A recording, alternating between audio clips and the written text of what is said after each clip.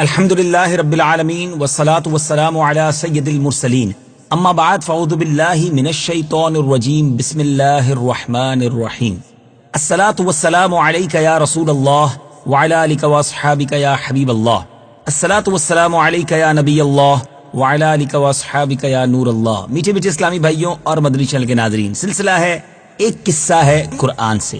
قرآن ہے میرا رہنما، قرآن شفا ہے، نور ہے قرآن، جلا دل کی میرا قرآن، رضا رب کی میرا قرآن، قرآن قرآن۔ آج کون سا واقعہ سننا ہے؟ آج موضوع بڑا ہی نرالا ہے، دنیا کا سب سے خوبصورت ترین مذہب۔ یہ کون سا مذہب ہے اور اس میں ایسی کیا خوبصورتی ہے؟ آئیے سنتے جائیے اور ایمان تازہ کرتے جائیے۔ علماء تفسیر کا بیان ہے کہ ایک دن نبی پاک علیہ الصلوۃ والسلام نے قیامت کی ہولناکیوں کا اس انداز میں بیان کیا کہ سامعین متاثر ہو کر زاروں کتار رونے لگے، ان کے دل دہل گئے، جس میں سے 10 جلیل القدر صحابہ کرام حضرت عثمان بن مظعون کے مکان پر جمع ہوئے۔ وہ کون صحابہ تھے؟ حضرت ابوبکر صدیق، حضرت علی، حضرت عبداللہ بن مسعود، حضرت عبداللہ ابن عمر، حضرت ابو ذر غفاری، حضرت سالم و حضرت مقداد، حضرت سلمان فارسی، حضرت معقل بن مکرن، حضرت عثمان بن مظعون رضی اللہ تعالی عنہم اجمعین تھے۔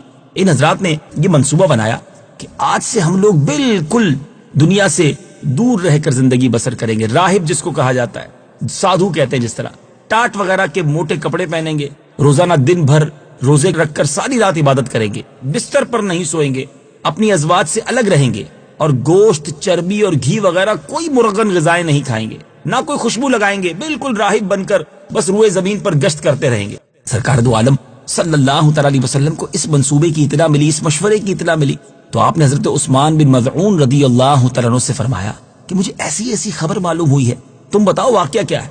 تو حضرت عثمان بن مظعون رضی اللہ تعالی عنہ نے اپنے ساتھیوں کو لیا اور سرکار علیہ الصلوۃ والسلام کی بارگاہ میں حاضر ہو گئے۔ عرض کی حضور کو جو اطلاع ملی ہے وہ بالکل صحیح ہے، ہم یہ مشورہ بجز نیکی اور خیر طلب کرنے کے سوا ہمارا کوئی اور مقصد نہیں تھا اس مشورے کا۔ یہ سن کر نبی پاک علیہ الصلوۃ والسلام کے جمال نبوت پر قدر جلال کا ظہور ہوا۔ آپ نے فرمایا کہ میں جو دین لے کر آیا ہوں اس میں ان باتوں کا حکم نہیں ہے، سنو، تمہارے اوپر تمہاری جانوں کا بھی حق ہے، لہٰذا کچھ دن روزہ رکھو، کچھ دنوں میں کھاؤ پیو، رات کے کچھ حصے میں جاگ کر عبادت کرو اور کچھ حصے میں آرام کرو۔ سبحان اللہ۔ میرے آقا علیہ الصلوۃ والسلام آگے ارشاد فرماتے ہیں، دیکھو میں اللہ کا رسول ہو کر بھی روزہ رکھتا ہوں اور کبھی روزہ نہیں بھی رکھتا، اور گوشت، چربی، گھی بھی کھاتا ہوں، اچھے کپڑے بھی پہنتا ہوں، اور اپنی ازواج سے بھی تعلق رکھتا ہوں، اور خوشبو بھی استعمال کرتا ہوں، یہ میری سنت ہے، اور جو مسلمان میری سنت سے منہ موڑے گا وہ میرے طریقے پر اور میرے فرما برداروں میں سے نہیں ہے۔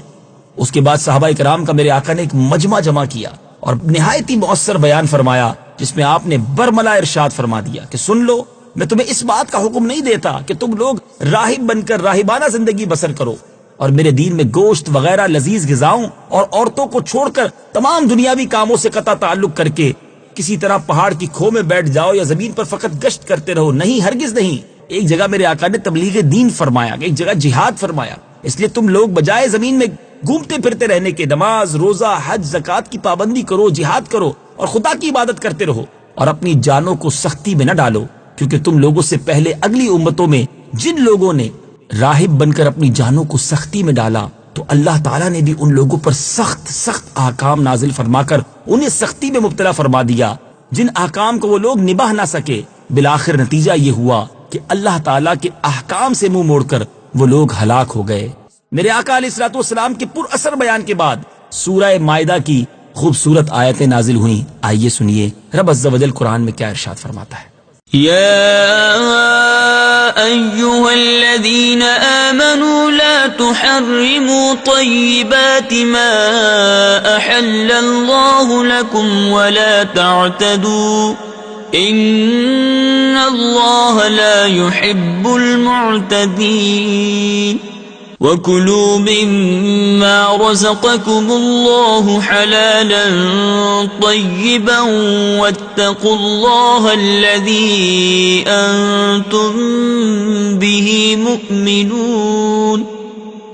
اے ایمان والو، پاکیزہ چیزوں کو حرام نہ قرار دو جنہیں اللہ نے تمہارے لیے حلال فرمایا ہے، اور حد سے نہ بڑھو، بے شک اللہ حد سے بڑھنے والوں کو ناپسند فرماتا ہے۔ اور جو کچھ تمہیں اللہ نے حلال پاکیزہ رزق دیا ہے اس میں سے کھاؤ، اور اس اللہ سے ڈرو جس پر تم ایمان رکھنے والے ہو۔ اے میرے میٹھے اسلامی بھائیوں، ان مبارک آیتوں سے درس کیا ملتا ہے کہ اسلام راہب بن کر زندگی گزارنے کو پسند نہیں کرتا، اس کی اجازت نہیں۔ عمدہ غذاؤں اور اچھے کپڑوں کو اپنے اوپر حرام ٹھہرا کر، بیوی بچوں سے تعلق ختم کر کے، جناب کسی کٹیا میں دھونی رما کر بیٹھ جانا، جنگلوں بیابانوں میں چکر لگاتے رہنا، یہ ہرگز اسلامی طریقہ نہیں ہے۔ خوب سمجھ لیجئے کہ جو لوگ اس طرح کی زندگی گزار کر اپنی درویشی کا ڈھونگ رچا کر کٹیوں اور یا میدانوں میں بیٹھ کر اپنی بابائیت کا پرچار کر رہے ہیں اور جاہلوں کو اپنے دام میں پھانسے ہوئے ہیں، خوب آنکھ کھول کر دیکھ لیجئے، کان کھول کر سن لیجئے، یہ رنگ ڈھنگ، یہ طریقہ اسلامی نہیں ہے، بلکہ اصل اور سچا اسلام وہی ہے جو نبی پاک علیہ الصلوۃ والسلام کی سنت اور ان کے مقدس طریقے کے مطابق ہو۔ لہٰذا جو شخص سنتوں کا دامن تھام کر زندگی بسر کر رہا ہو، در حقیقت اس کی زندگی اسلامی زندگی ہے۔ ہمیں یہ سمجھ لینا چاہیے کہ نبوت کی سنتوں کو چھوڑ کر زندگی کا جو بھی طریقہ اختیار کیا جائے وہ در حقیقت نہ اسلامی زندگی ہے، نہ صوفیہ کی درویشانہ زندگی ہے۔ اے میرے میٹھے اسلامی بھائیوں، ہمیں ایسے لوگوں سے بھی بچنا ہے جو اسلام کا نام لے کر اور عجیب و غریب جناب زندگی کے طریقے بتا کر لوگوں کو سنتوں سے دور کرتے ہیں۔ اے میرے میٹھے اسلامی بھائیوں، ان باتوں سے ایک اور بات بھی سیکھنے کو مل رہی ہے کہ لوگ کہتے ہیں اسلام بڑا مشکل مذہب ہے۔ نبی پاک کی حدیثیں ہمیں بتا رہی ہیں کہ دنیا میں سب سے آسان مذہب، سب سے خوبصورت مذہب ہمارا اسلام، ہمارا دین، ہمارا مذہب اسلام ہے۔ اللہ اکبر۔ موسٹ فلیکسیبل ریلیجن، دنیا میں کسی مذہب میں اتنی رعایتیں نہیں ہیں جو ہمارے مذہب میں موجود ہیں، اور کیوں نہ ہو، یہ دین فطرت ہے، یہ رب عز و جل کا پیارا دین ہے، نبی پاک اپنی امت کے لیے لے کر آئے ہیں، اور کمال کی باتیں ہیں، کتنی آسانیاں ہیں اسلام میں۔ دیکھیں نا، لوگ کہتے ہیں اسلام میں سختی ہے، ارے اگر آپ مسافر ہیں تو نماز قصر کر دی جاتی ہے، اگر مسافر ہیں تو روزے چھوڑ سکتے ہیں، بیمار ہیں کھڑے ہو کر نماز نہیں پڑھ سکتے۔ اسلام میں رعایت ہے، بیٹھ کے پڑھ لیجئے، بیٹھ کے نہیں پڑھ سکتے لیٹ کر پڑھ لیجئے، لیٹ کر نہیں پڑھ سکتے آپ اشارے سے پڑھ لیجئے، آپ سفر میں ہیں یا کسی ایسی جگہ ہے جہاں پانی نہیں ہے، وضو کے لیے پانی نہیں، آپ تیمم کر لیجئے۔ آپ ذرا غور کریں نا، کہیں چوٹ لگی ہے، پٹی بندی ہے، آپ اس پر مسح کر لیجئے۔ ہر مشکل کا اسلام جو ہے علاج بھی دیتا ہے، رعایت بھی دیتا ہے۔ اللہ کریم مجھے بھی اور آپ کو بھی سنتوں کا پیکر بنا دے، نبی پاک کے طریقے پر زندگی گزارنا نصیب فرمائے۔ مدنی چینل دیکھتے رہیے، ایک اور قصہ قرآن کا لے کر اگلے سلسلے میں حاضر ہوں گے۔ صلو علی الحبیب صلی اللہ تعالی علی محمد صلی اللہ علیہ وسلم۔